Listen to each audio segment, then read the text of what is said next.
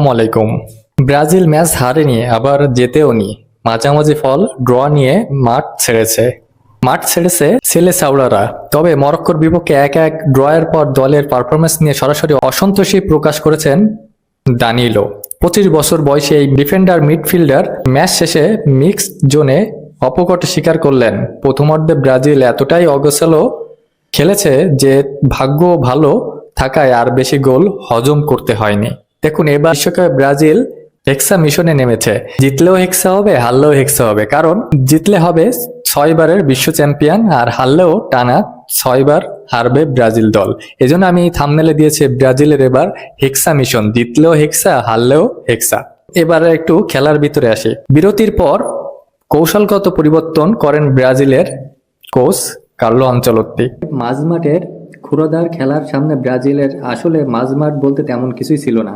এর মধ্যে সম্পূর্ণ ব্যক্তিগত ঝলকে সতীর্থদের উজ্জীবিত করার চেষ্টা করেছেন ভিনিসিয়াস, যেন অনেকটাই come the hour, come the man.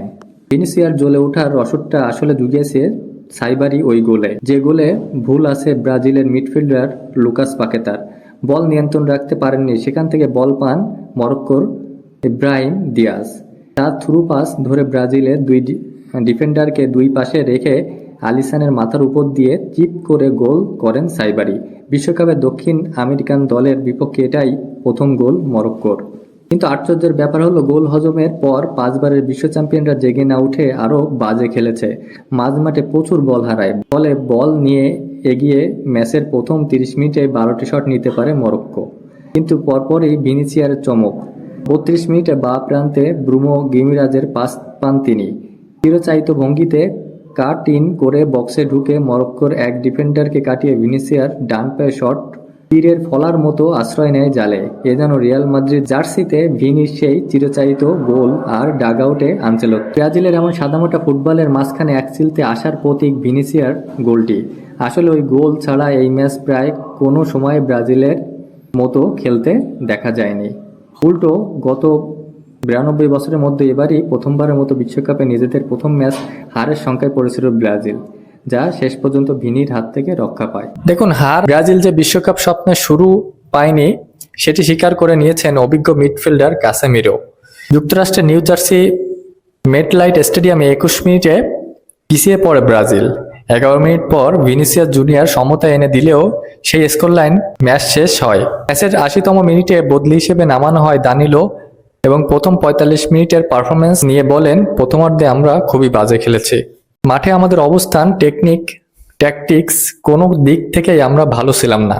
বোতাগোফায় খেলা এই মিডফিল্ডারের মতে ম্যাচের শুরু থেকেই মানসিকভাবে পিছিয়ে ছিল ব্রাজিল, এতটাই যে প্রথমার্ধে আরও 1 গোল হজমের ঝুঁকি ছিল।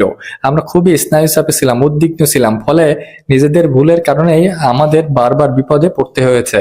ভাগ্যিস প্রথমার্ধে আরও 1 গোল হজম করতে হয়নি। তবে দ্বিতীয়ার্ধে নিয়ে অনেকটাই সন্তুষ্ট দানিলো, যা এই টুর্নামেন্টের পরের ম্যাচগুলোতে জন্য ব্রাজিলকে আত্মবিশ্বাস করবে বলে মনে করেন এই ফরওয়ার্ডার। পরের অংশে আমরা বল দখলে রাখতে পেরেছি, সুযোগ তৈরি করেছি, এসবই পরের ম্যাচের জন্য আমাদের আত্মবিশ্বাস যোগাবে। মিডফিল্ডার কাসেমিরো মনে করেন দল দ্বিতীয়ার্ধে ভালো খেলেছে, এক্ষেত্রে ম্যাচের শুরু থেকে মরক্কোর কোনো চাপ ছিল না। বিপরীতে ব্রাজিলের মধ্যে উদ্বিগ্ন ছিল বলে জানান তিনি। খেলা শেষে সাংবাদিকদের কাসেমিরো বলেন, আমরা জানতাম ম্যাচটি কঠিন হবে, তাদের খেলোয়াড়রাও বেশ মানসম্পন্ন, আমরা সব সময় জয় দিয়ে শুরু করতে চাই, কিন্তু এই ম্যাচটা ছিল একটি দুর্দান্ত প্রতিপক্ষের বিপক্ষে। ম্যাচটা স্বপ্নের মতো শুরু ছিল না। ব্রাজিল তাদের পরের ম্যাচ খেলবে 20 জুন বাংলাদেশ সময় সকাল 6:30টায়, প্রতিপক্ষ হাইতি। তাই শেষে বলতে হয়, মরক্কো না ব্রাজিল, কে জিতবে এবারে বিশ্বকাপ? প্রথম ম্যাচে কার পারফরমেন্স আপনার সব থেকে বেশি ভালো লেগেছে অবশ্যই জানাবেন। ভালো লাগলে পাশে থাকবেন। ধন্যবাদ।